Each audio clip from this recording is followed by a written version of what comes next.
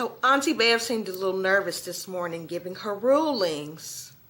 Okay, Auntie Bev. So yesterday she said she would rule today on the things that Alessi had concerns about yesterday. And I didn't finish that video yesterday. It was just too confusing as to what was going on. It took me a moment to process yesterday.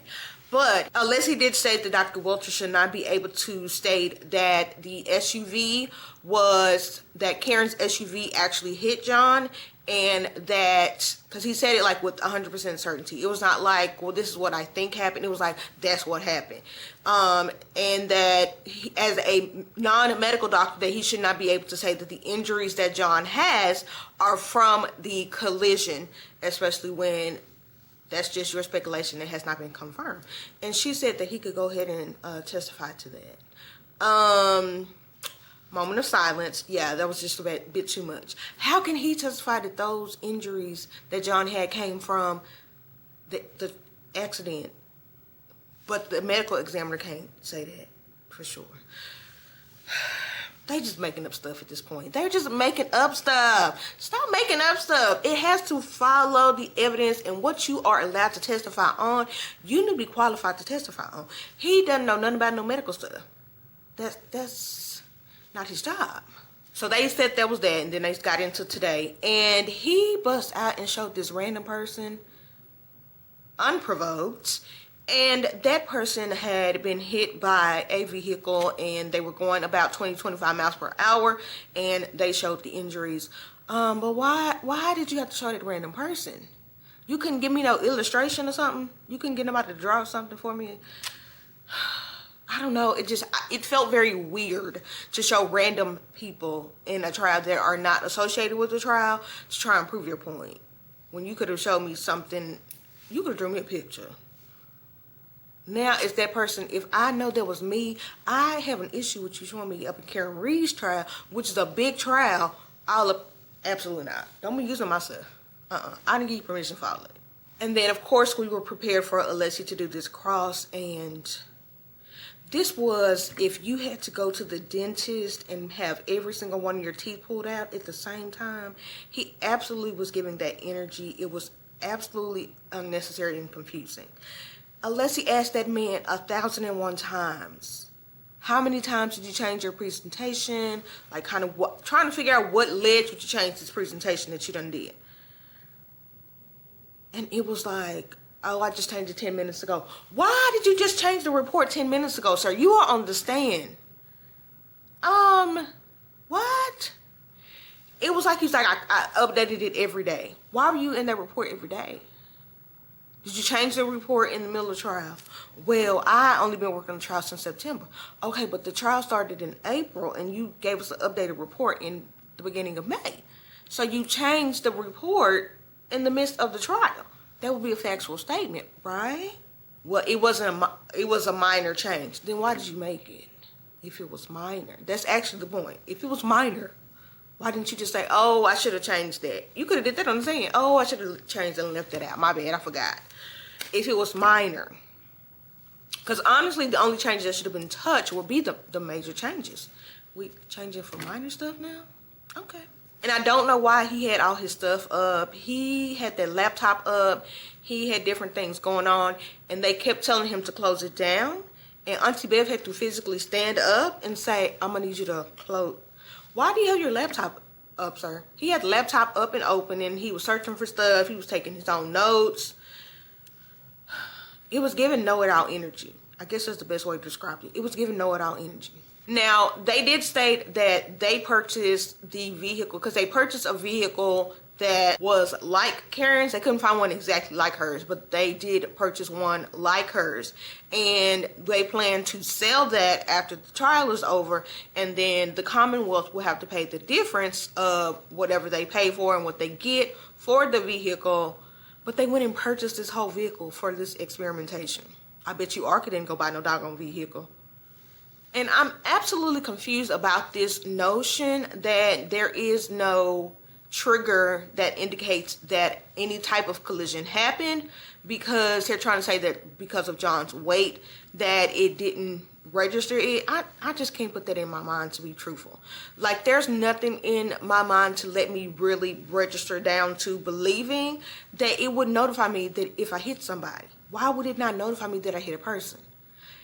Yeah, it should notify me if I hit another vehicle, but it should still notify me that I hit a person. Like, I don't understand them trying to make it seem like the sensors would not notify you of that detection that a person was hit. That's dangerous in itself. Like, I feel like there would be a whole lawsuit against Lexus. You didn't notify me that somebody hit my doggone family member? Absolutely not. That's part of what the technology is for, to notify me of stuff that I need to be made alert of.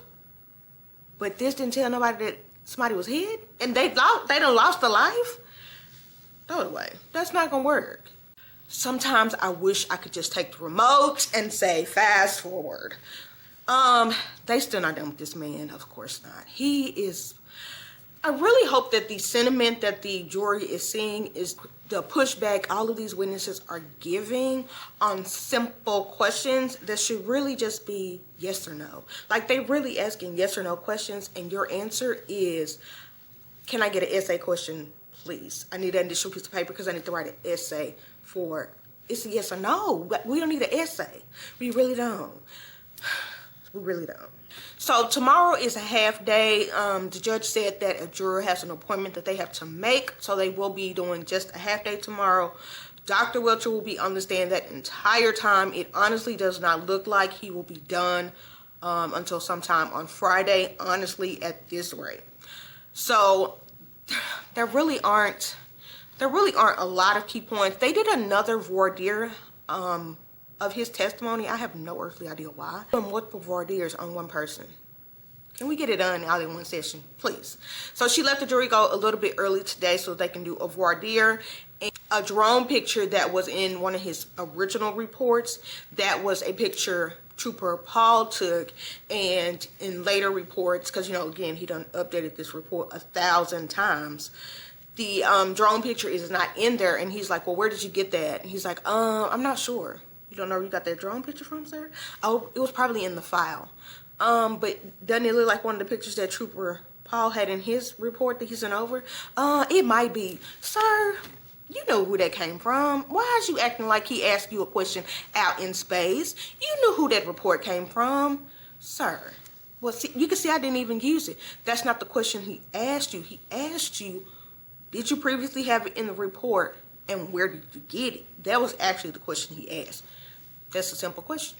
And then he showed some slideshow where I believe it was a medical examiner documented that there were multiple fractures to the back of his skull. And he said, you know, well, did you use that to make your decision? And he kind of tried to act like he didn't use that to make his decision. You didn't use the stuff from the medical examiner, sir? Stuff like that is just like, why are we giving so much? Like, we playing tug of war. Stop playing tug of war. It was not that hard. So I assume they're trying to go deep into some of Trooper Paul's report, and that's why he asked these questions. But why he couldn't do that when he did that other voir dire? Why we got to keep these separate voir dires for each little bitty? It's too time consuming.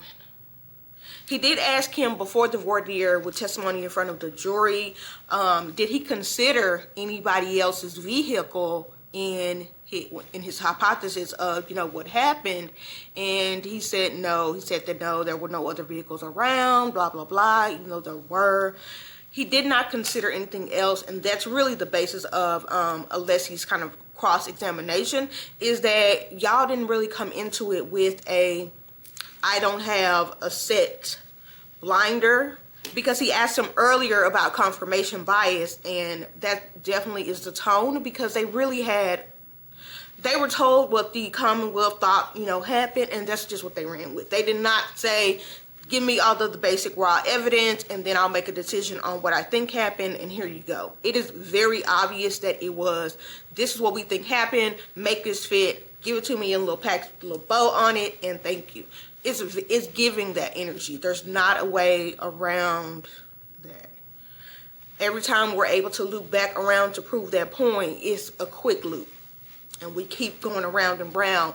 That's really what y'all did. Y'all were told this is what happened. We need to prove this is what happened. Y'all didn't consider nothing else. Y'all don't have any proof that you even attempted to consider anything else. And that's just been across the board. So, he'll be on the stand tomorrow. I'm going to bed early because I'm going to need to be energized to deal with him for half a day only. But still, the way today went, yeah. Gone fast.